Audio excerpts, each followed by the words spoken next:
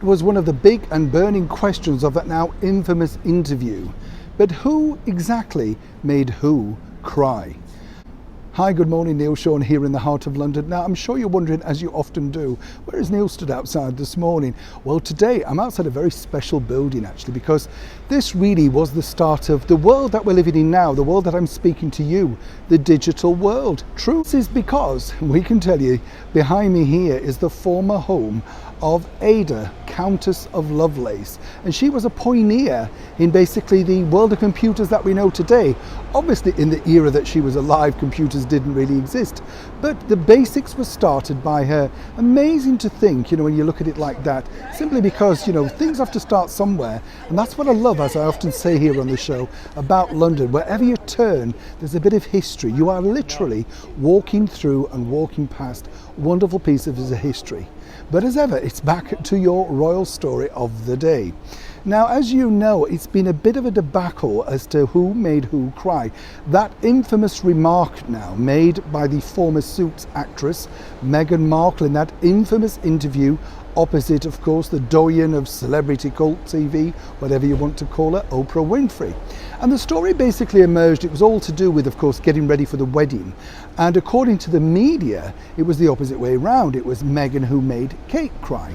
And then we had Meghan's version of events. Or, as Oprah Winfrey openly said quite a few times, your truth. Yes.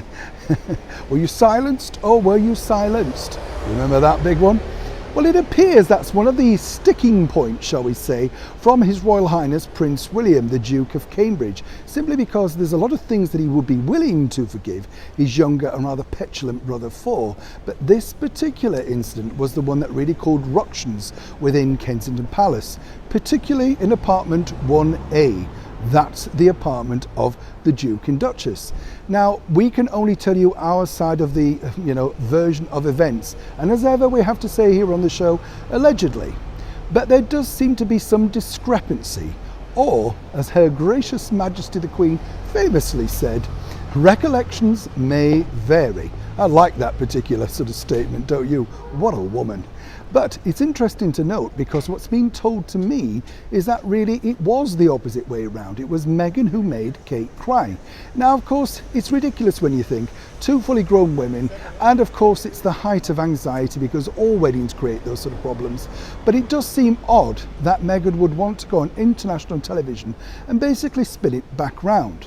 Yes, I know Meghan then counteracted that by saying, well, of course, Kate, she's a good person. She apologised, she brought flowers.